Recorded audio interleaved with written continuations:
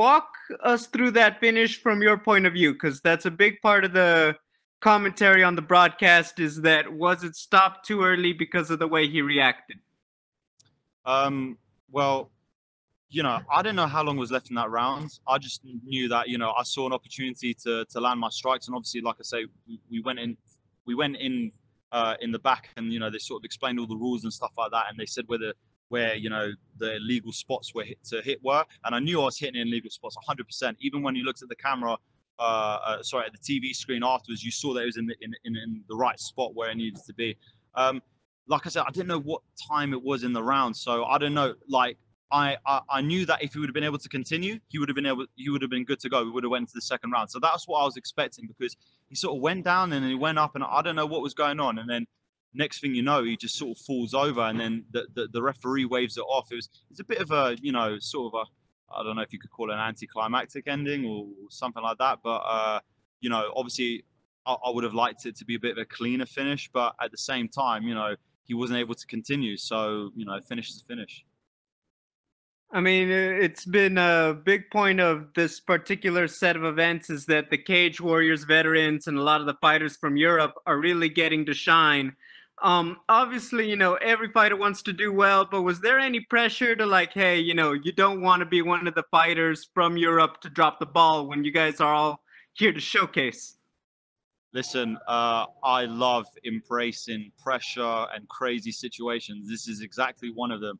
I love this whole experience of being on Fight Island, being in Abu Dhabi, going out in the UFC octagon. Like, it's every person's dream. I mean, I wanted to represent. I wanted to represent well. And listen, to represent Britain, to represent Lithuania, and do it in that sort of fashion, it meant the absolute world to me. Like I said, I couldn't have meant for it to go any other way. I didn't really feel pressure. I felt in the last couple of 2 years, I've really come out my shell, especially in my last year in Cage Warriors.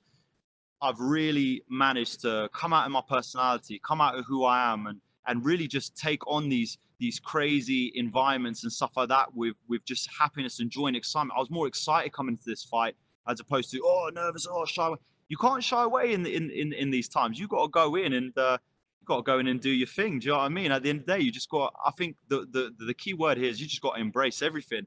And when you do that, you just learn to enjoy it and love the whole environment. And I loved it. Even when I was in there and kicking my leg, I loved it, man. Like I loved the whole thing. So I didn't feel any pressure, but I knew in my head I was going to finish at some point or another, whether it be in the first or the second. I envisioned in the second once he tied a little bit, but it happened in the first. So be it. Good job. But yeah, absolutely no pressure. It's just more enjoyment than anything. I can feel that energy. My final question, obviously many fighters, you get into the business, you dream of being in the big show, the UFC, getting that first victory. Did it live up to the way you've imagined it and dreamed it? Oh yeah, 100%, and more. I mean, I visualized obviously walking out and stuff like that, but I never expected it to be what it was. Walking onto that UFC canvas and stuff like that. Bruce Buffer calling out your name, seeing Dana White literally just sitting there, like, it's just absolutely amazing. Like, the dream has now finally become reality, and all my further dreams. This is only just the beginning. This is the start of the journey. This is now where I start climbing my way up the ranks and making it to the top. This is now the proper roller coaster that is the UFC.